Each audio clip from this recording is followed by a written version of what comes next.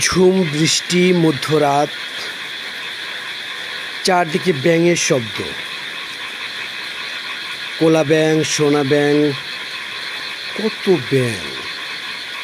ঝুম বৃষ্টি পড়ছে, দেখুন, বৃষ্টি আর বৃষ্টি।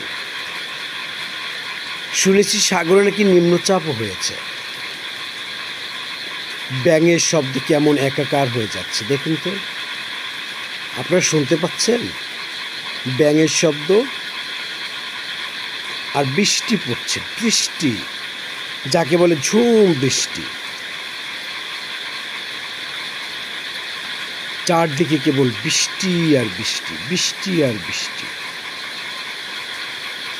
ব্যাঙেরা জেগে আছে, আমিও জেগে রয়েছি।